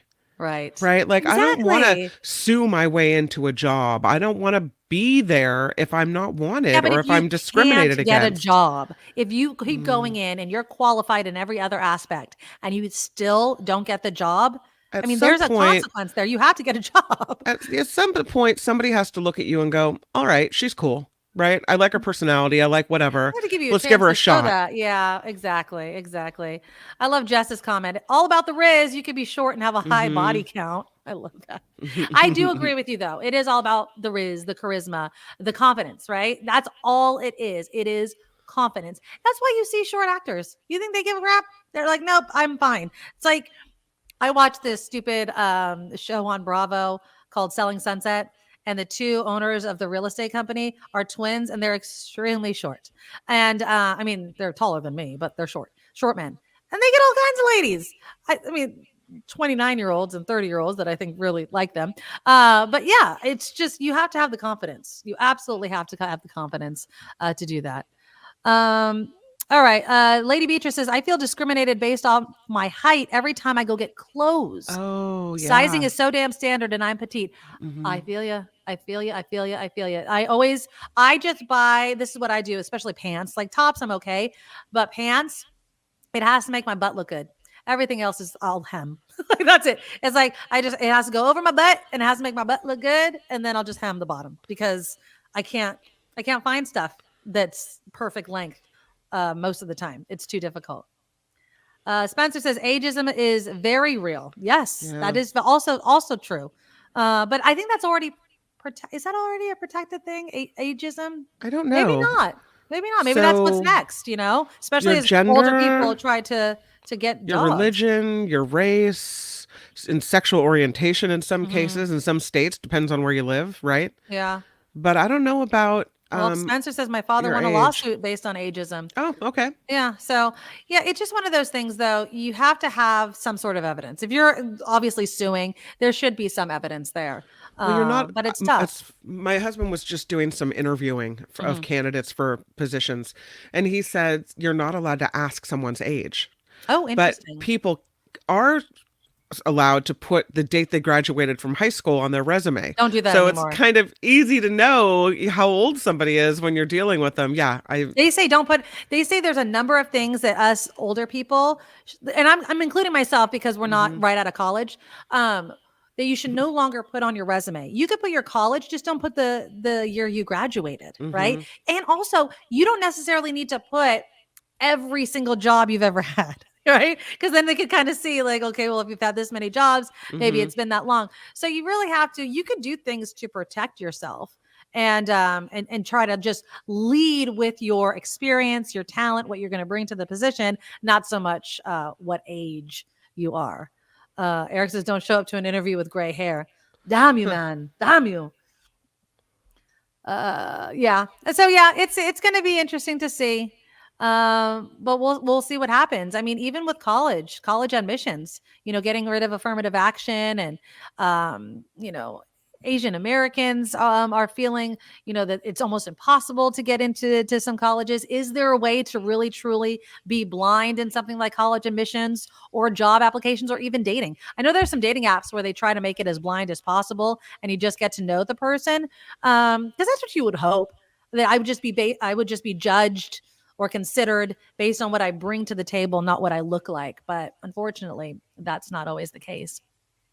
Okay, let's talk about what? I used a phrase. I don't know what phrase I used that Ricky Aubert says I don't know what it means. Mine I'm not was sure what an attempt at teasing Kim for her using the phrase. I don't know what I said. What did I say that I didn't understand? Oh, I've got a hankering for. Mimi Oh. said, Ricky, I've got a hankering for, as I was saying, many of my relatives, Yeah, I've got a hankering for. Is what you were trying to say when you were talking about your wet cheesecake. Thank you. Yes, yeah. There you go. Okay, let's talk about this. Now, let's take COVID out of it. Okay, I want to have this conversation and not include COVID in it, because I think that when you start talking about COVID, people see it as like, that's why I don't want to do it. But the Life at Sea cruise, which I find to be extremely undesirable, it's been canceled. Now, this was a 3-year world cruise, okay? It's been canceled. And why has it been canceled? Because it didn't have the most vital thing that you need if you're going to go on a 3-year cruise, and that would be the cruise ship. They did not have a cruise ship. Why do you sell it if you when don't you have don't the ship? have it? Yeah. And look at that picture. Hold on. I don't want this video playing. Okay. So basically, the company acknowledged that two passengers that it has no ship canceled the departure that was supposed to take off in like a handful of days. Now, it sounds pretty cool, but it was originally supposed to depart from Istanbul, Turkey on November 1st. And then shortly before November 1st, it was postponed to November 11th and relocated to Amsterdam. Then it was postponed to November 30th, which is in 3 days, again from Amsterdam. But on November 17th, less than 2 weeks before that third departure date, passengers were informed that the cruise was off. Now, the passengers may have been informed, but look at this. This is the website. It is still offering reservations. Now, it used to have a countdown clock, which is funny. They took the countdown clock off. But if you didn't know the news and just saw this, the whole thing is still up. Now, they should definitely put canceled. 7 continents, 1,095 days, 140 countries, 382 ports. Now, besides COVID, you know why I wouldn't want to do something like this? I don't want to be on a cruise with the same people for 3 friggin' years. I think this is an experiment gone wrong. If there was ever a moment to do, like we were talking about Squid Games, I'm telling you, if there was ever a moment in which you should have a TV crew, following and documenting all of this, it's that. But do you know how much people who actually paid the reservation, how disappointed, and how much of their logistics they now have to redo? So some of the passengers who booked the 111 cabins sold are still in Istanbul. They made their way there for the original departure date. Others say they have nowhere to return to. They sold or rented out their homes in anticipation of the round-the-world voyage. They sold all their crap. Some spent tens of thousands of dollars on what was supposed to be this experience of a lifetime. And now the company is saying, we're going to make repayments to you monthly, in monthly installments, starting from mid-December and completing the repayments in late February. It's also offered to pay for accommodation until December 1st, which is like a week, and flights home for anyone now stranded in Istanbul. But again, people are like, I sold my home. I was not anticipating on being here for the next 3 Can you imagine years. Selling your house or renting it out, packing up all your stuff that you're going to need for your 3-year-long voyage, Exactly. heading to Turkey to wait. Then they say, no, wait, we're going to take off in the Netherlands. And then maybe you fly to the Netherlands to wait. Exactly. And then they say, sorry, we don't even have the ship. We're done. I feel like, and somebody had mentioned in one of the comments that this was a scam of getting a boatload of money. And then look, they can hold on to it for however long they've been collecting the money. You could put it into some sort of savings account or money market account. You know the interest you can make on that much money? And then you're just going to slowly trickle it out to people? Screw you. What'd you do with the money? You don't have a boat. So what have you used my money for? It's not like you were buying food to store on the boat. The boat doesn't exist. There's no ship. There's no cruise ship. So this is a total scam. I take issue with this one. Oh, hold on. With Misha saying, well, obviously the customers have a lot of wealth and doing due diligence should be a basic first world problem. Okay, so you're right about the due diligence. Yes. However, you could have had a home and just been a normal person, sell your home, lucky enough to buy it a certain time, or rent out your home or whatever, and have the money to pay for what is it, a couple $100,000 because you sold your house? Right. And then these people take your house and then you have nothing. Yeah. So I don't know, Misha, it's not just taking a little bit from people who have a lot. Mm-hmm. In some cases, this could be someone's nest egg, or this could be, the equity you built up in your house and now you don't have it anymore. Yeah, exactly. And who's to say they're not going to declare bankruptcy and say, sorry, we thought we were going to trickle the payments back out to you a little bit at a time, but now we can't. Exactly. Yeah. I just feel like it is. I really do. John's like Ponzi scheme. I don't know if it's a Ponzi scheme, but it does seem like, where did all of the money go? It's absolutely ridiculous. And also somebody was saying, is it a scam on the elderly? Perhaps. If I was 70 years old, right, and I wanted to cruise and that's what I want to do, and me and my partner maybe by myself, I'm just like, you know what, I don't want to worry over the next 3 years. This is a once in a lifetime trip. I've wanted to go to all these places. If I didn't do this cruise, I would never go to these places just because of the amount of planning and all that. But I can go on a cruise, everything's set up for me. We're going to go to all these ports, all these continents. I could see it being, a dream come true. Plus, it got so much news coverage when it first came out. Yeah. So I don't know how many people were like, it's not like you got an email scam, right? I mean, the news was covering it. You probably thought that it was, on the up and up, in all honesty. So yeah, I don't know. Hold on. So Jim says, I think you could jump on and jump off at 3-month increments. So $18,000, $200 a day is not too expensive for 90 days. So not just rich people. Thanks for doing the math there, Jim. Yeah, it's just awful. It's awful, awful, awful. And you have to see the writing on the wall way earlier than a month before you're supposed to take off. How about that? You know what I mean? We've heard these stories of people who can't afford a nursing care home, right? Yeah. Or a retirement home. And so they decide, well, I guess I'll just go on cruise after cruise after cruise because that's cheaper than a nursing home, crazily enough, right? And there's a clinic on the ship. If you really have a problem, an emergency, the ship's doctor will take care of you. And so I think maybe this was based off of that. Yeah, that right? idea that you could just live like that, and then you could see all these cool places. You can see, and you could still work. So they have it set up so you could still work remotely. You Yeah. have your own little stateroom, and then as a perk, you get to see the world while you're at it. Yeah. So, I mean, it wasn't a bad idea. It was very poorly executed. Obviously. I mean, and if they come back and tell these people, hey, I think Kim was saying that the financing wasn't set up. I don't know if I would trust it again. It's kind of like the Fire Festival, which somebody else mentioned. The Fire Festival is coming back. Do I really want to give these people my money again? I don't think so. So yeah, I feel bad for the people. I don't know if I would necessarily want to do it though.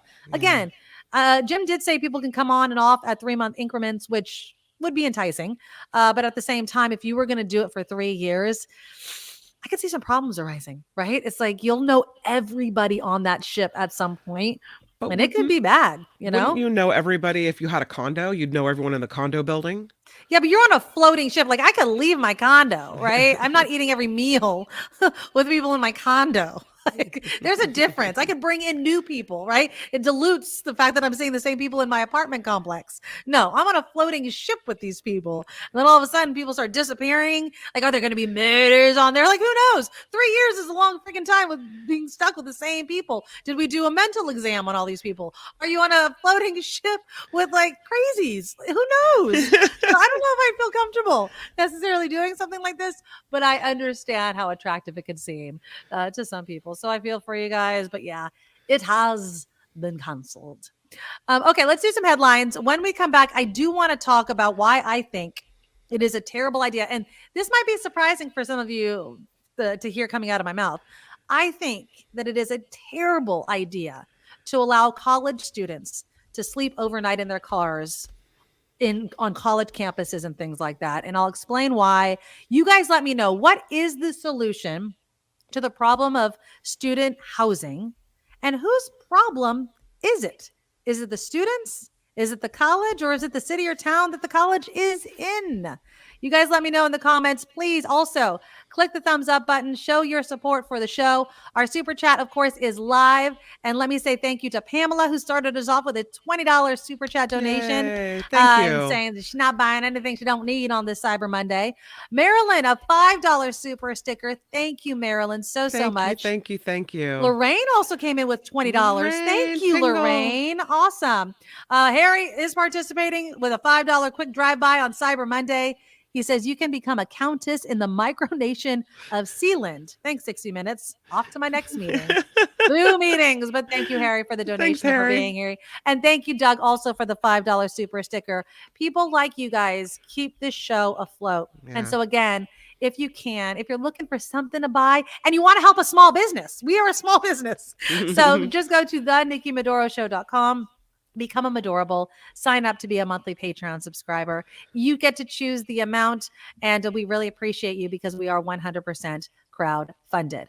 All right, so let's do some headlines, and then when we come back, whose problem is it about student housing and students not being able to afford housing? And do you think that students should just go to college if they can't afford the housing there? That's all coming up after Kim's news. Now, from around the world to up your street, the Nikki Medoro Show presents News Czar Kim McAllister. Well, let's go back to the Israel-Hamas war. I will tell you that it looks like at this point a ceasefire has been extended. NBC News reports the White House is confirming a deal to extend the truce has been reached. Qatari officials, they're the kind of the go-between through all this, says the agreement was for an additional 2-day pause in fighting. So as I said before, we have baby steps, right? Yes, baby steps. U.S. military officials say missiles were fired at a Navy warship from a rebel-controlled area of Yemen yesterday. The U.S. Central Command says the USS Mason was responding to a distress call from a commercial tanker in the Gulf of Aden when this happened. The incident comes after there have been numerous attacks on U.S. entities in the region since the start of that Israel-Hamas war. The TSA says yesterday was a record-breaking day for travel. We knew it would be, and indeed, more than 2.9 million people passed through security at U.S. airports, breaking the single-day travel record. Several airlines also reported record numbers over the holiday, including American and United. I was hearing that things were also pretty smooth, even with all those travelers at SFO. They're like people were expecting a madhouse, and it just wasn't, which is great news. Let's hope it stays that way for Christmas as well, because I'm flying on Christmas, so I really want it to be orderly, everything smooth. fine. Exactly. Sales of newly built homes slowed in October, according to the Commerce Department. Homes under contract totaled 679,000 for the month. That's down 5.6% from September. Still nearly 18% above the sales rate of 1 year ago. So we're doing all right. Memorial services for former First Lady Rosalind Carter set to begin in Atlanta today. The former First Lady will lie in repose in the lobby of the Jimmy Carter Presidential Library for members of the public to pay their respects. Rosalind Carter's funeral will be held Wednesday in Plains, Georgia, where she'll be buried at the family residence. Well, we can get ready for a super El Nino season. The National Oceanic and Atmospheric Administration says peak El Nino conditions could hit California from December to February. El Nino describes warming ocean conditions that can influence weather, but it's not itself a storm. The last El Nino of 2015-16 was a normal winter in Northern California and below normal in Southern California. If wetter conditions arrive, that will be welcomed by farmers in our region, eager to see underground aquifers replenished after past droughts. So we'll see how this goes. Google is days away from deleting all the inactive accounts. So if you had a Google account that you signed up for that you haven't used, it's a goner. So if you want it, you got to log in and use it now. What does that mean? You just have to log in and just like kind of send a message to yourself, to your other account, something. Okay. Do something that shows, oh, it's not inactive. Beginning December 1st, Google will delete unattended accounts of all photos, calendar entries, emails, contacts, and Drive documents. The company says it's in an effort to protect users from security threats. According to Google's data experts, accounts with old or reused passwords are 10 times more likely to be compromised by hackers. To keep an account from being deleted, simply log into any of the following Google tools: Gmail, Google Drive, Google Photos, or Google Play. Changing the account password and enabling two-factor verification is recommended. Done. Lastly, Taylor Swift Yeah. will celebrate her birthday by making her blockbuster concert film available to watch at home. I think I'm going to watch it again. I liked it. I really did. I just put it on like cleaning the house and things. I would do that. Taylor Swift, The Eras Tour will be available to rent on demand starting December 13th. It will be an extended version of the film that brought in more than $232 million at the global box office. So the extended version you get if you watch it at home. Yeah, because there were some songs that were not played during the original one in the theaters because I think it was just too long. And also, you know, on Friday, Beyonce's concert movie comes out about her concert, but hers is more like a documentary. It's going to have some, you know, background interviews and how they put the show together. There was this one, and this is about Beyonce's show, one part that was getting a lot of attention over the weekend where Blue Ivy, her daughter, you know how she performed in the show? Apparently it was supposed to be a one-off. But then Blue Ivy was getting an 11-year-old girl, I think that's how old she is, was getting all kinds of hate about her dancing skills. And that's why Beyonce did not want her to do it. She didn't even want her to be in the show that one time. And Blue Ivy was like, no. And she worked with dancers. And there was a split screen of her at the first concert and the last. She got much, much better, way more. Although they still make skits of her being like the kind of generic, like just kind of going like not a lot of sass in it because she's not a professional, right? But she looked great. And even the first one, I was like, her daughter's out there. It's a special thing. It wasn't, oh my God, she's the best dancer. It was Beyonce's daughter was out there doing the concert with her. So can be trolls and a-holes but I'm glad that she stuck with it and did much better. So, but that's also included in. So it premieres Friday. I don't know if I'm going to go see it. I kind of want to, but I went to that concert. So there isn't kind of that same drive for me. You don't really need to go because you were there in person, right? But it's still kind of cool because it's the documentary, but I might just wait till it's streaming. We'll see. Well, this report is crowdfunded and thanks to all the people that gave the super stickers already. The super chat is open. You can also find us at the NikkiMedoroShow.com, where the Patreon and PayPal links are located. Also on that website, you'll find where the podcasts are located. So if you can't hang out with us on video here on YouTube, take us along for the ride on podcast, or find Nikki's list of her favorite things, or find the list to shop at theNikkiMedoroShop.com. It's all right there at theNikkiMedoroShow.com. I'm Kim McAllister on the Nikki Medoro Show. And again, on the list of my favorite things, get a bidet and then tell me how life-changing everything is. We're not going to have to talk again. I'm just saying. If you're looking for a special gift where someone will think of you every single day, there you go. Okay, so let's talk about student housing. Kim? Yep. When you are looking at how much it's going to cost your child to go to college, room and board is one of those costs. Mm-hmm. So when I went to college, I lived off campus, but in like student housing. It was like a dorm. I lived in Craig Hall, which if anyone went to Chico, that's where I stayed. It was off campus, but it was great. I kind of wish I would have gone on campus, in all honesty, except Craig Hall's accommodations were way better than the on-campus dorms were. But and again, it is a privilege. It's such a gift for parents to be able to afford that for their kids. But there's a lot of students that are, one, paying for it themselves, or two, their parents just can't afford it all of the time. The LA Times had an article regarding Poly Humboldt, right? Now, these are the numbers. A dorm room shared by 3 people with a basic meal plan is expected to cost almost $11,000 per student next academic year. Room and board in a double costs $1,300, and a plan for a single dorm room runs more than $14,000 for the 9-month academic year. So a lot of students are finding that they can't afford it. And so what are they doing? They followed a group of students who have been living in RVs and vans, and they kind of created a little community in one of their parking lots. It was an overnight parking lot, so you can pay for an overnight parking, permit, and they've been sleeping there. And they've been trying to keep it clean. They've been trying to, they feel safe because they're all together type of thing. Well, there were some complaints that were being made. Other people not feeling safe, which made the people that were there feel really terrible. It's like, why? Just because we're living in this way doesn't mean that we're a threat to you or what have you. At Poly Humboldt, it is in the rules that you cannot sleep in your car. This is not a new rule that they have created in response to what's been going on, but they're enforcing it now. They were telling people, they were giving them a certain number of dates in which they need to be out. They were working with them to try and find some sort of emergency housing, those sorts of things. But here's my question. Should they just let the students sleep on campus?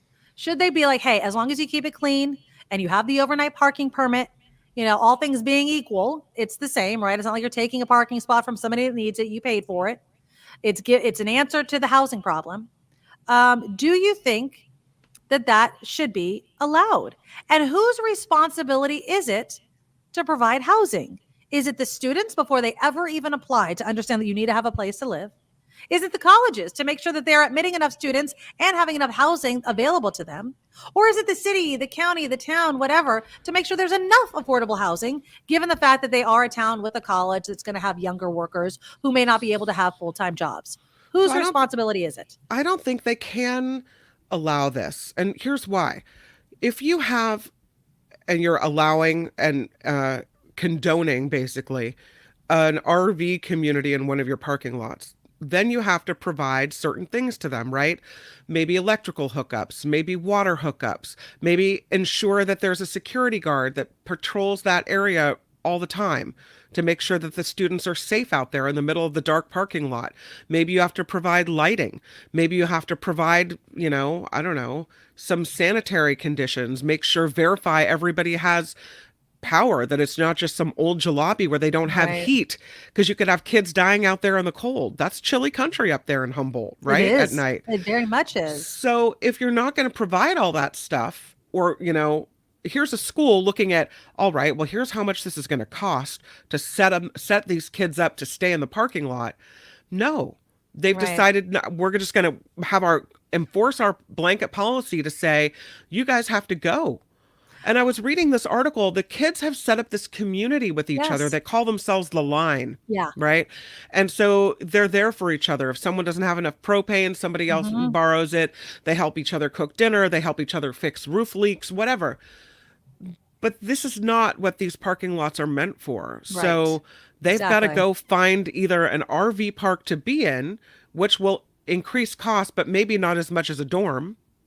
Oh God, Or, or ditch the RV and come and live inside is what they have to do. And the thing that I was also thinking, and this is my main reason. Everything you said is absolutely true.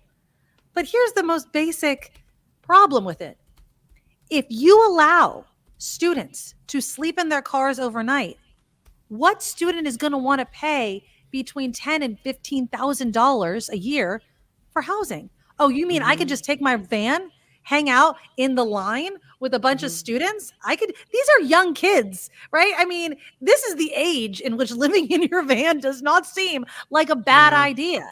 And they could save money. Nobody's going to want this. Not nobody, but so many people are going to want to use this as an answer.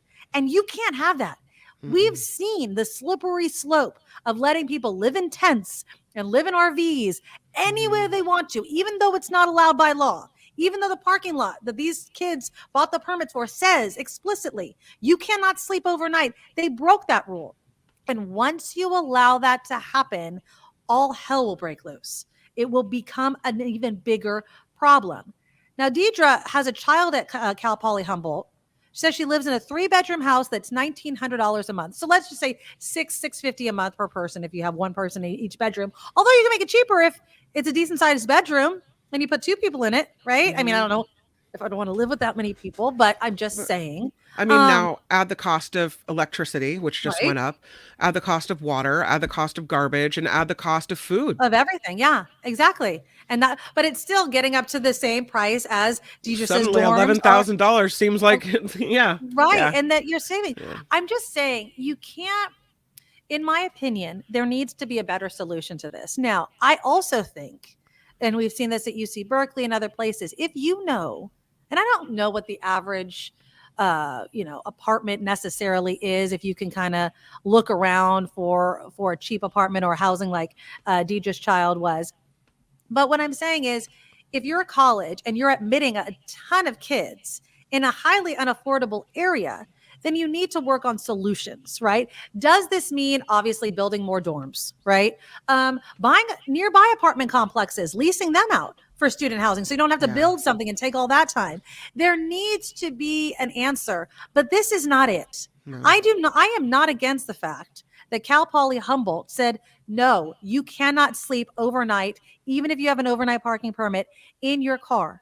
Because all that's going to lead to is other students thinking about going to Cal Poly Humboldt, no longer factoring in room and board, no longer thinking that that's going to be an issue, because if those students can do it, then I can do it. And now all of a sudden, your parking lot has turned into housing. And that's not what it should be. It's not. I mean, you should park overnight because you live in the dorms right there, right? That's why you have overnight parking. And so you don't have to move your car all the time and those sorts of things. And it's not the only school where this is happening. Though. Exactly. That's what I'm saying. Yeah, we've heard stories. I mean, there's students at Berkeley that are living in their cars. There's students everywhere that are living in their cars. So it's clear there's a problem. Yeah. And I understand, we have an old colleague, Kristen, who lives in her van, and she does this whole blog, and she documents, van life is what she calls it. And I don't think she's as old as us, but she's not a college student anymore, and she's making it work. Now, if she can make it work and does all those things, these kids are going to do the same exact thing. And again, once you find a community of people that are living the same way you are, it's going to attract more of the same. And we cannot have that. There needs to be a solution. It needs to be quicker, subsidized housing, something for these kids, because somebody had mentioned earlier in the comments that, the college, it is a college's responsibility because it really impacts housing if you're homeless.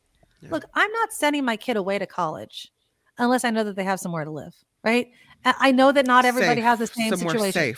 Somewhere safe to live. Yeah. Mm-hmm. But at the same time, do they need to live in the lap of luxury? No. You know what I mean? I don't want them to live in the ghetto where they think that they're going to get shot every day.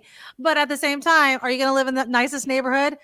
No, you might want to, but unless you're going to contribute a little bit, no, it's not going to happen. And that's why, I know not everybody's situation is the same. But again, that's why I tell my kids, I'm like, you guys can stay here the first year, the second year that you're in college.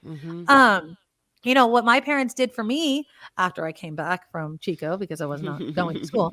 I lived with them for a couple of years, but then they helped me out. They gave me a certain amount every month that helped me with my rent. I had to pay all the other bills. And so it was this transition, right? That I was able to have where I learned how to pay my bills. I understood the cost of things, but I had a bit of a safety net.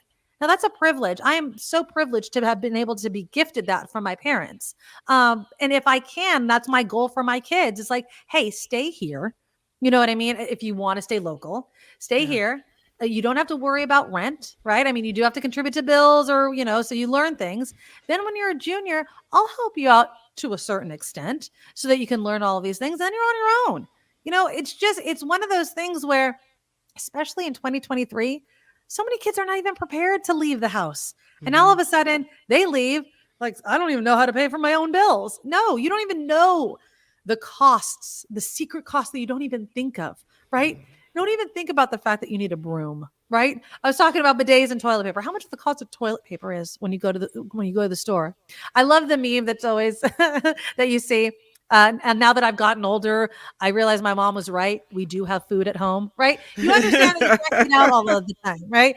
You understand the slow bleeding out of money and what things cost. And it's so difficult, especially nowadays, to afford everything.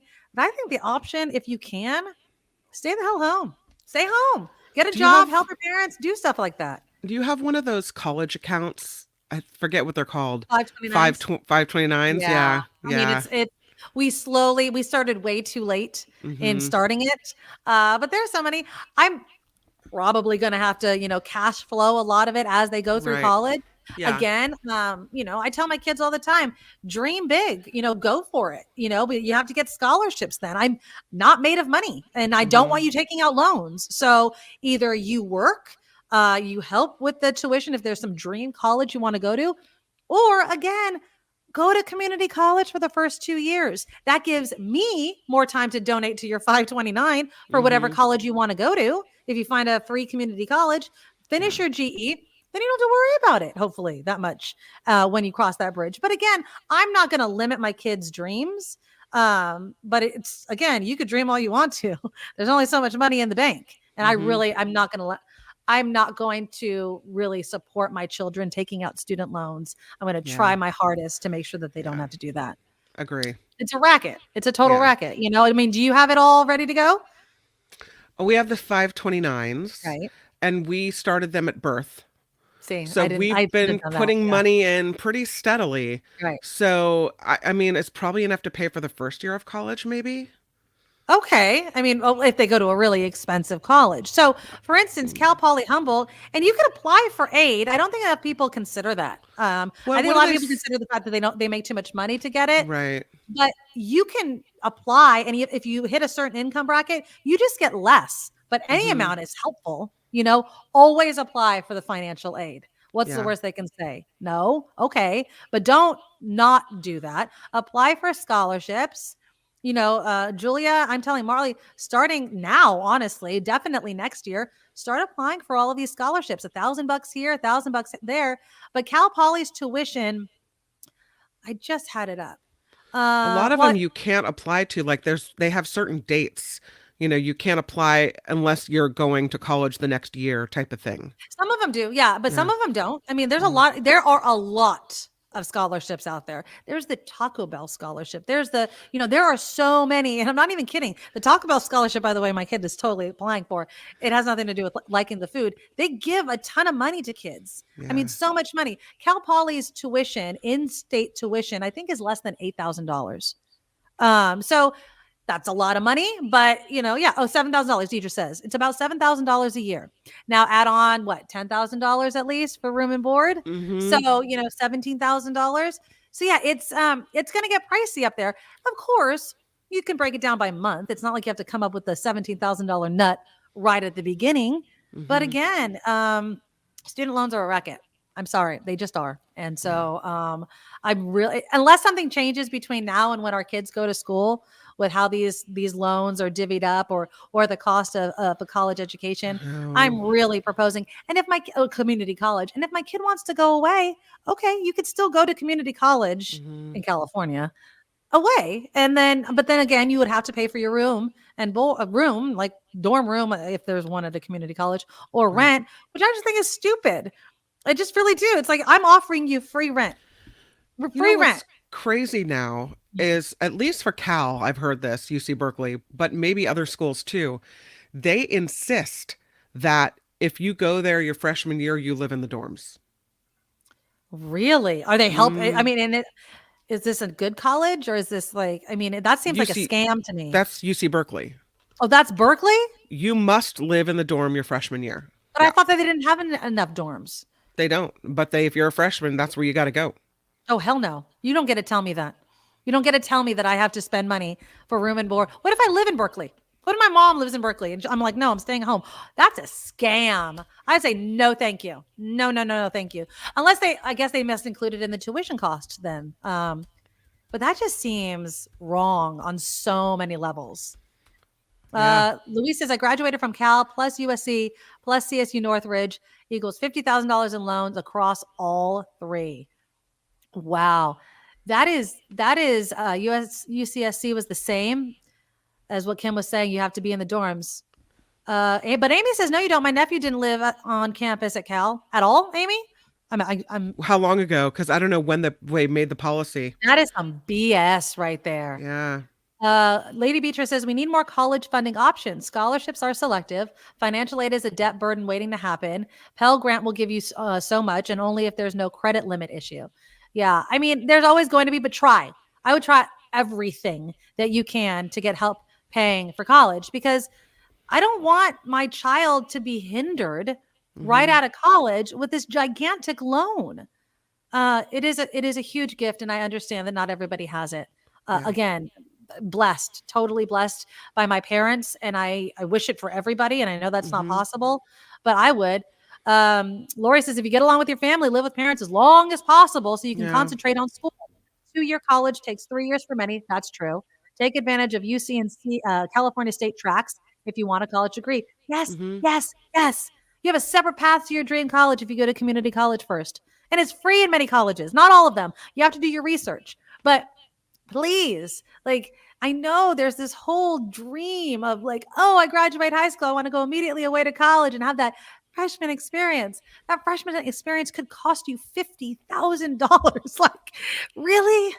If somebody said, stay home, free rent, you can focus on school, maybe get a part-time job for $50,000, yes. If you're smart, you take that. You just take it. And yeah, after reading all of that about what's happening at Cal Poly Humboldt, I'm shocked. I'm shocked at what kids are being forced to do, and it sucks. You know who told me that about UC Berkeley is Pat Thurston.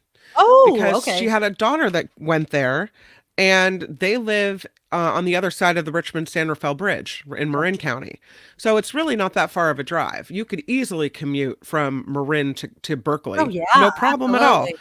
And save a bunch of money living at home. Now, is it the college experience that maybe she had in mind? Probably not.